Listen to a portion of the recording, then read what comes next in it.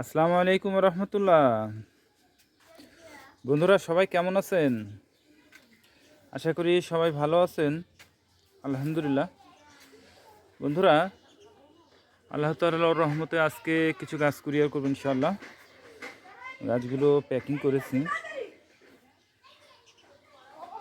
তো আমি প্যাকিংটা নিজে থেকে করাই এবং চেষ্টা করি সেইভাবে প্যাকিংটা করা, যাতে গাছের কোনো ক্ষয়ক্ষতি না হয়ে সুরক্ষিতভাবে গাছগুলো ভালোভাবে পৌঁছায়। কারণ প্যাকিংটা হচ্ছে মেন। প্যাকিংটা যদি খুব ভালো হয়, তাতে গাছ নষ্ট হওয়ার সম্ভাবনা খুবই কম থাকে। আর প্যাকিংয়ের কারণেই কুরিয়ারে গাছগুলো ক্ষয়ক্ষতি বেশি হয়।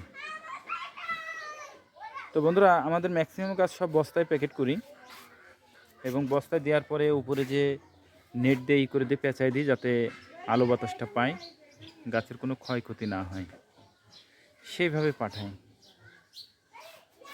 এবং বস্তার দুই পাশে দুটা কান মতন করে দিই, যাতে বস্তাটা ধরতে পারে, ধরে নিতে পারে দুজনে, যেহেতু পার্সেলগুলো খুব ওয়েট হয়।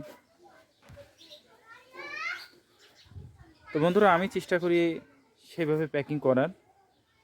তারপরেও আপনাদের কাছে হয়তো এর চেয়ে হয়তো ভালো কোনো অপশন থাকতে পারে, বা প্যাকিংটা আরও সুন্দর করার অপশনও আপনাদের জানা থাকতে পারে।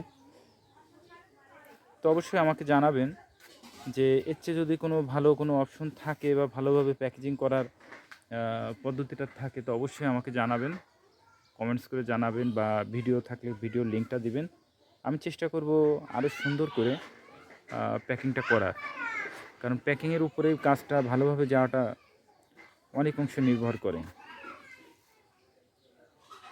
কারণ এই গাছগুলো যখন বস্তার মধ্যে দেওয়া হয়, ভিতরে আবার চটা দেওয়া হয়, যাতে গাছটা না নড়ে। দুইটা করে চটা দেওয়া হয়, গাছটা যাতে বাতাসে যাতে ঝাঁকে খেয়ে না নড়ে এবং ভেঙে না যায়, এই জন্য ভিতরে চটা দেওয়া হয়, দিয়ে সেইভাবে প্যাকিং করা হয়। তো বন্ধুরা, দোয়া রাখবেন যে গাছগুলো যাতে ভালোভাবে বাগানের স্বপ্ন পূরণের উদ্দেশ্যে পৌঁছে যায়, এই আশাই করি। সকলে ভালো থাকবেন, সুস্থ থাকবেন।